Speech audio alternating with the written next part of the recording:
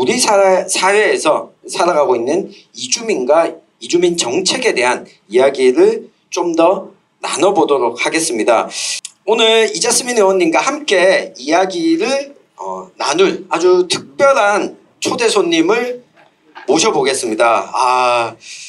요즘 한창 바쁘신 것 같습니다. 최근에 대구에서도 우리 또 이주노동자 강제 단속에 대한 문제가 있어서 바쁘게 뛰어다니시고 탄원서 모으시고, 제가 오늘 확인했는데 탄원서를 7,000장이 넘는 탄원서를 법원에 또 제출하셨다고 합니다. 네, 이주와 가치의 고명숙 대표님을 모시겠습니다.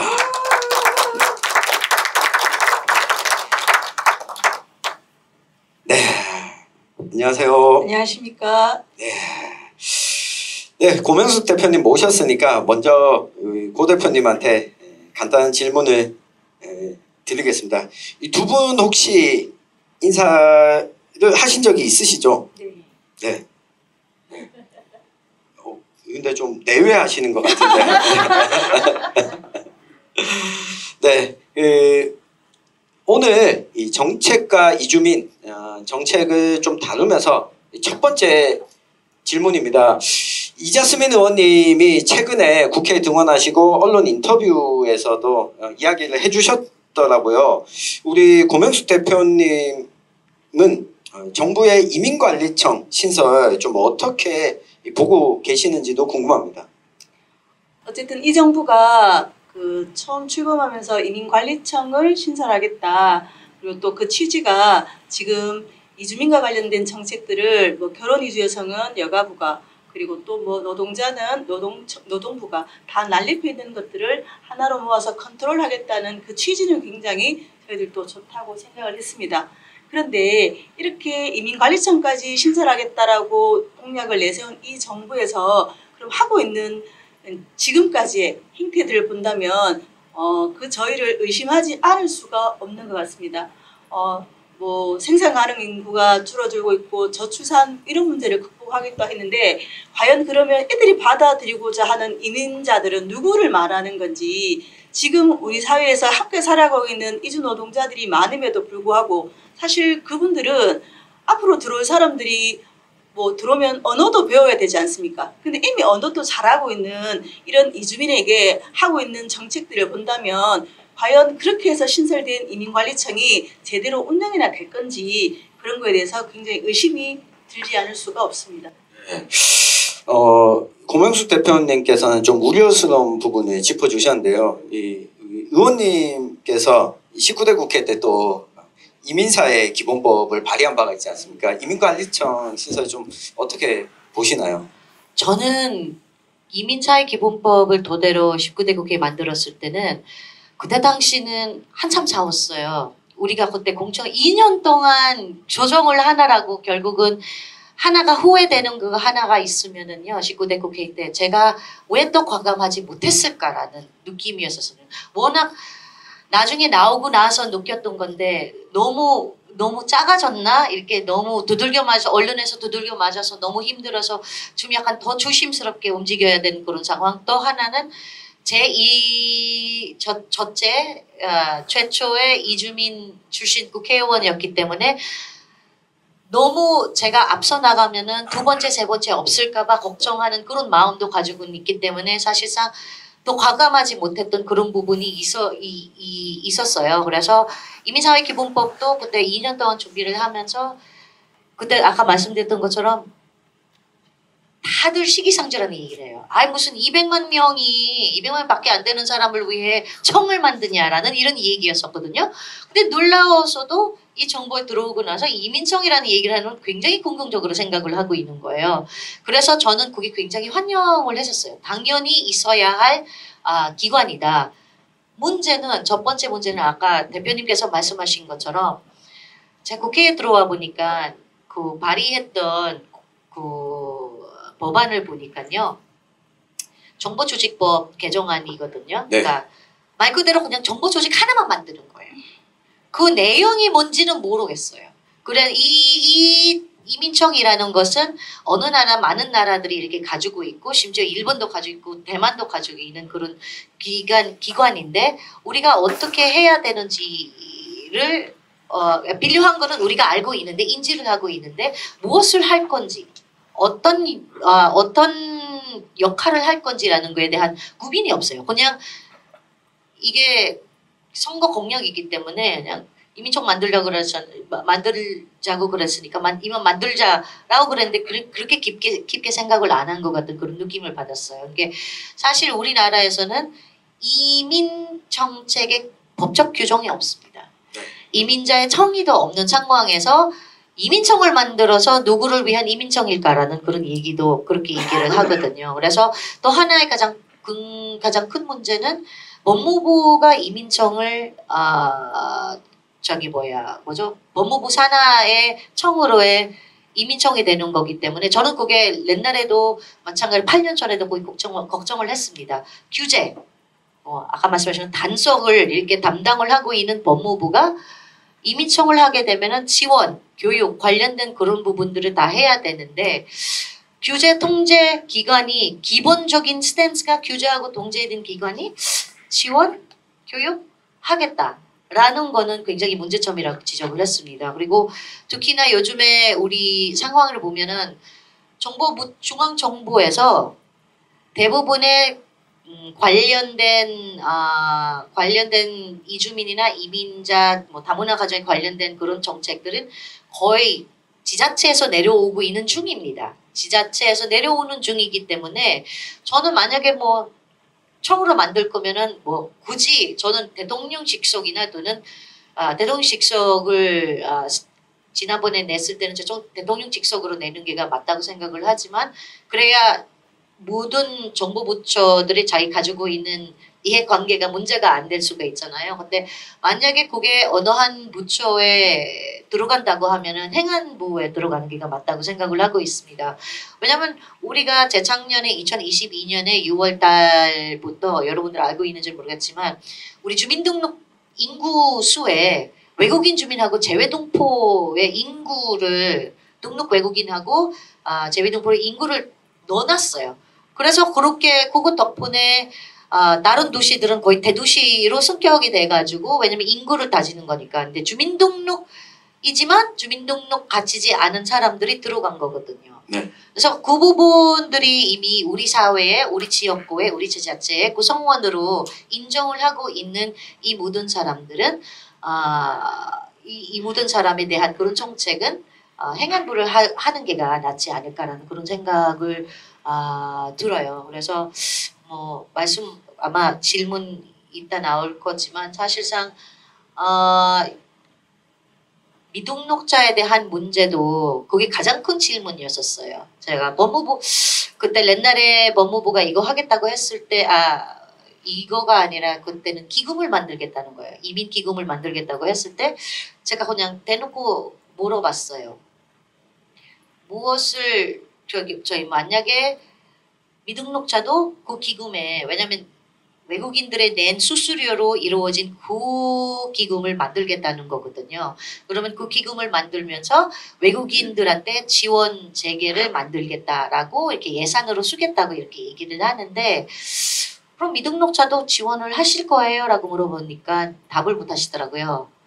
그러면 여기에서 갖고 있으면 안 되는 거예요. 우리 사회 전반적인 사회 분위기를 위해서도 법무부가 인권들을 바탕으로 하는 이민사회 정책에 대한 지원하고 그런 예산은 가지고 있으면 안 된다고 생각을 하고 있습니다. 네.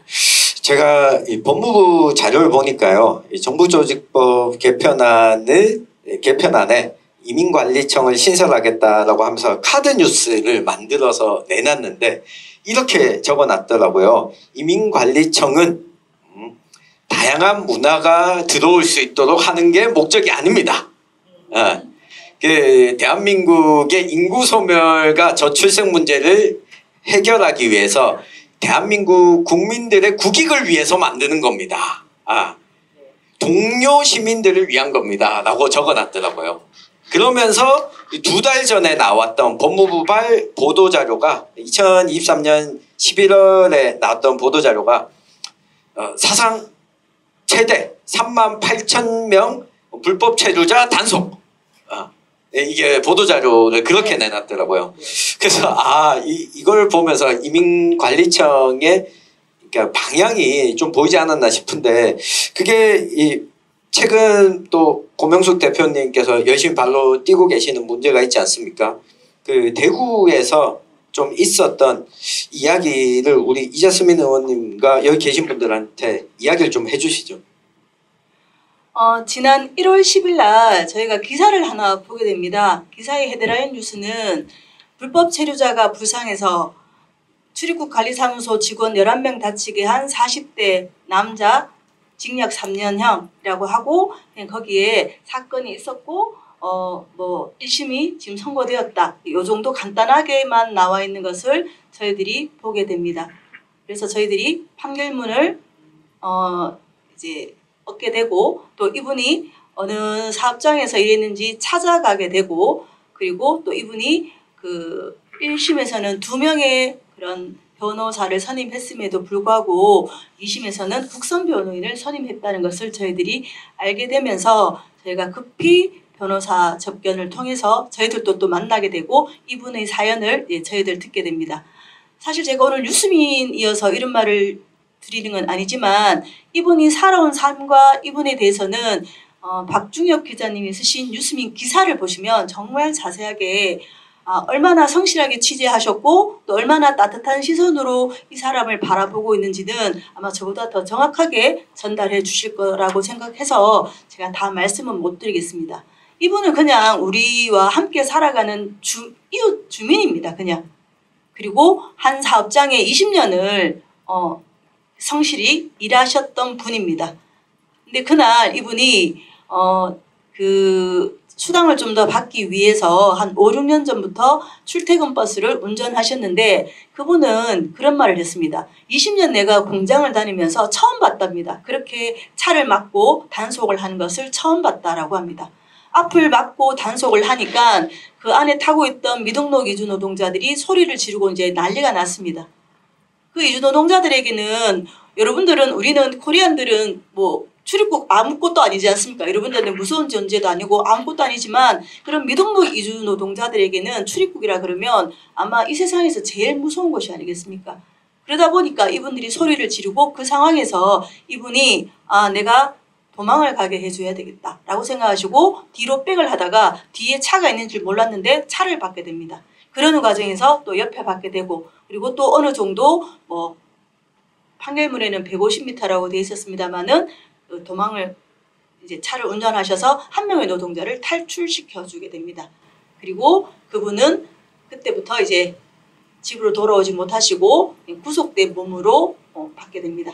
사실 이분은 약간은 기대했답니다. 물론 본인도 잘하는 건 아니지만 그래도 집행유예는 떨어질 줄 알았는데 집행유예라는 그런 것도 없었고 출입국에서는 엄벌에 처해달라고 그런 것까지도 다 넣었다라고 얘기합니다.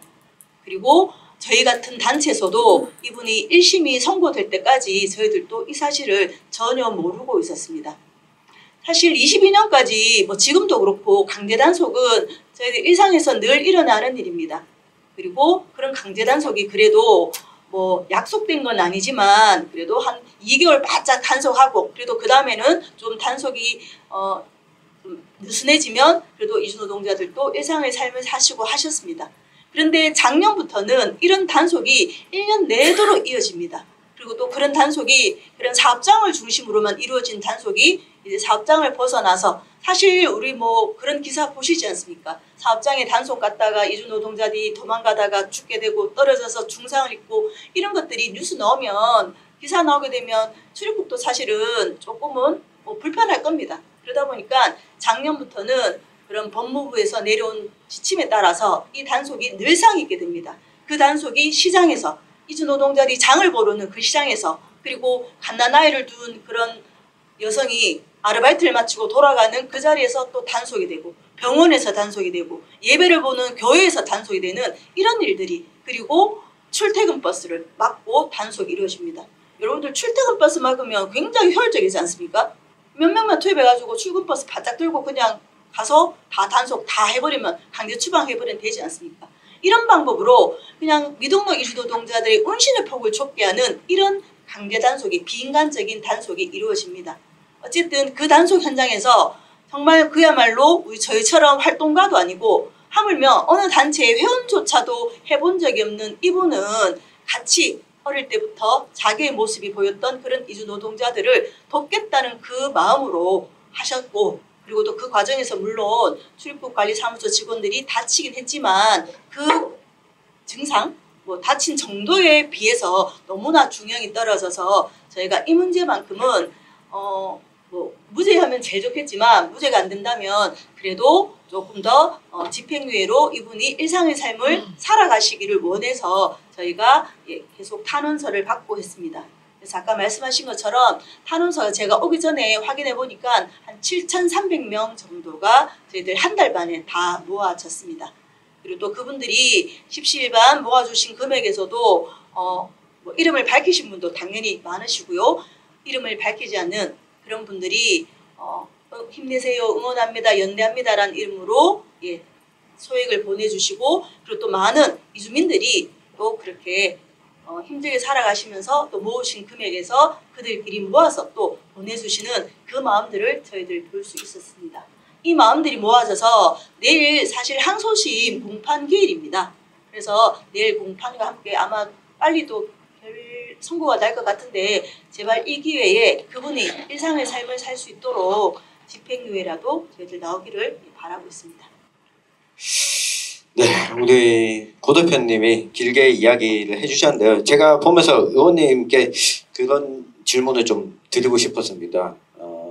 저희가 이 관련해서 박종혁 기자가 쓴 기사가 좀 퍼져나가는 걸 제가 확인을 하면서, 근데 그 중에 좀 가슴 아프면서도 부끄러웠던 게 이 베트남 이주민들, 결혼 이주 여성이 본인과 가까운 커뮤니티에 이 공유를 했습니다. 기사를 공유하면서 한국에서 이런 일이 일어나고 있어요 라고 했는데, 그걸 베트남에 현지에 계신 분들도 그렇고 공유를 엄청 많이 했더라고요. 다 비슷한 좀 심경을 느끼셨던 것 같은데, 의원님 뭐 이야기 좀 들으시고는 어떤 생각이 드셨는지. 참 안타깝죠. 제가 늘 얘기를 하는 부분이 있습니다. 이게 미등록자가 되는 것은 미등록자 되고 싶어서 미등록자 되는 것은 아니거든요. 어떠한 상황에 처해 있어서 어쩔 수 없이 미등록자가 될 수밖에 없는 사람들이 많습니다. 근데 아까도 말씀하셨지만 뭐 대대적으로 뭐 3만 몇 명이라고 이렇게 단속이 됐다고 그랬었잖아요. 근데 사실상 이 통계를 보면은 재료 외국인 오히려 미등록 재료 외국인은 전년 동월 대비는 2,095% 증가했습니다. 그러니까 이게 막을 수가 없어요. 해봤어요. 이게 정부가 해봤어요. 20년 넘게 하고 있죠. 해봤어요. 그리고 심지어 저도 지난 국회 때는 제가 노동 관련된 국제 컨퍼런스 말레이시아에서 가게 되는데요. 거기서 스리랑카 출신 노동부 장관님께서 저한테 질문을 하셨어요. 그분이 이렇게 질문하죠. 왜 저쪽 나라는, 왜 한국은 계속, 왜 한국 노동부 장관은 계속 우리한테 와서, 같은 노동부 장관이니까 우리한테 와서 니네 뭐 미등록자가 되는 니네 국민들을 좀 제발 어떻게 해서라도 데려가라 라고 이렇게 얘기를 하더라고요.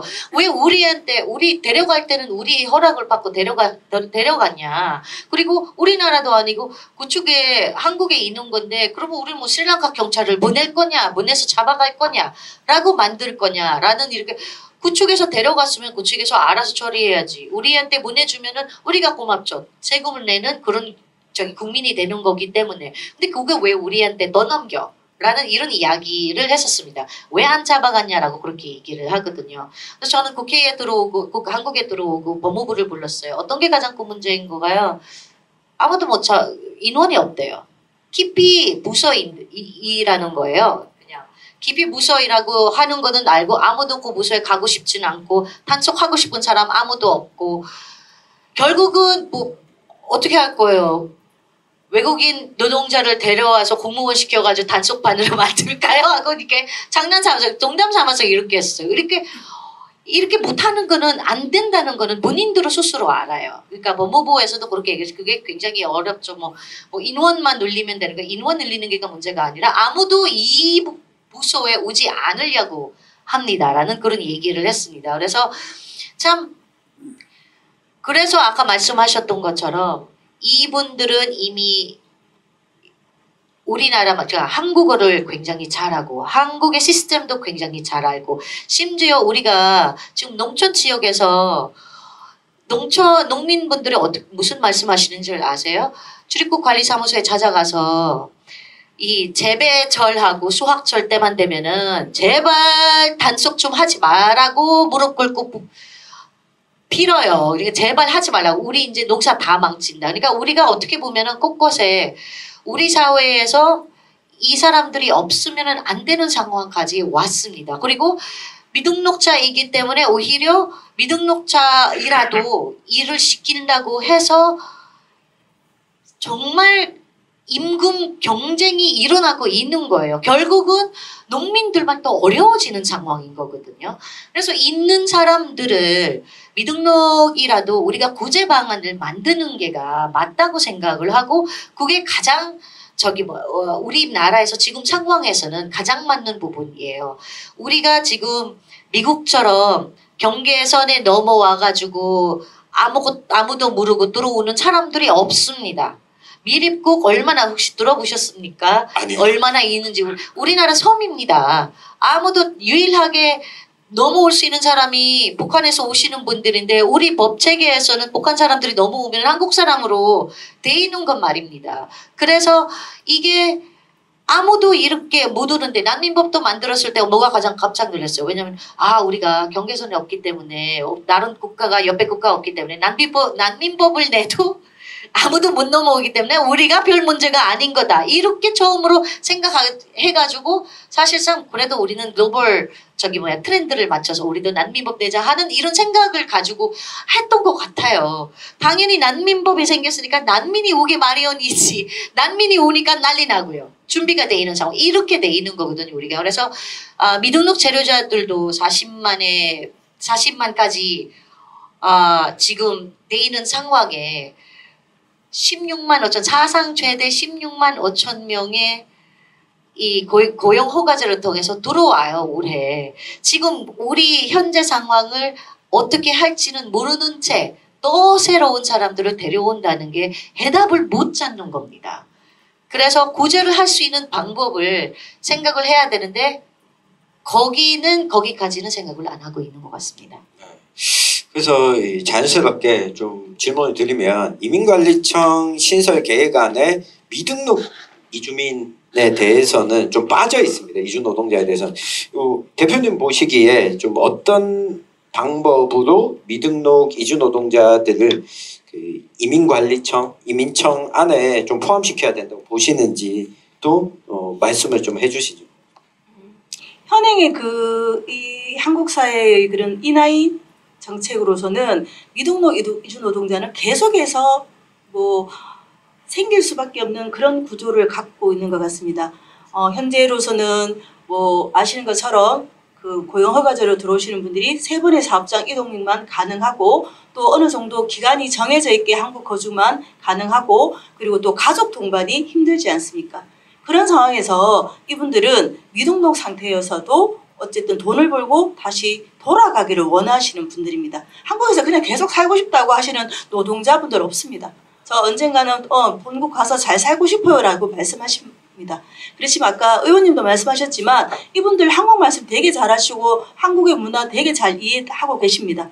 새로운 이민자를 받아들여서 그들을 교육시키고 하는 그 비용, 지금 있는 한국말 잘하고 한국에 이미 살고 있는 이 사람들을 좀 더 합법화시켜서 이민자로 받아들이는 것이 오히려 인구 절벽을 막는 더 빠른 방법이고 더 비용이 적게 드는 방법이 아닌가라고 생각됩니다. 저희 단체는 사실 그런 합법적인 체류를 가지고 있는 분보다는 그런 미등록 상태의 여성분들 그리고 무국적인 아동들이 굉장히 많습니다. 이 아이들은 한국 사회에서 태어나고 사실 그 엄마 아빠 나라의 모국어 잘 못하고 오히려 한국어만 합니다. 이 아이들이 계속 교육받지만 얘들은 뭡니까? 우리나라에서 중학교까지는 어떻게든 학교 계속 다닐 수 있지만 고등학교부터는 뭐 학교장 잘 만나면 이제 다닐 수 있을 거고 돈 좀 더 내면 다닐 수는 아마 있을 겁니다. 이 아이들한테 물으면 꿈이 없습니다. 우리 사실 지금 현재 학교 우리 한국 국적의 아이들 고등학생이면 나 시험 쳐서 대학 가야지, 나 어디 뭐 해서 취업해야지, 나 뭐 해서 자격증 따야지 이런 꿈이라도 갖고 있지 않습니까? 근데 이 아이들은 꿈을 가질 수가 꿈이 없는 게 아니고 우리가 꿈을 못 갖게 만들 수밖에 없습니다. 그리고 고등학교 졸업하고 그다음부터 뭡니까? 그냥 미등록 노동자로 살아가다가 또 단속되면 부모 나라로 사실 이 아이들은 본국이라 말할 수도 없죠. 부모 나라로 다시 돌아가야 되는 그런 상황에 놓여지게 됩니다.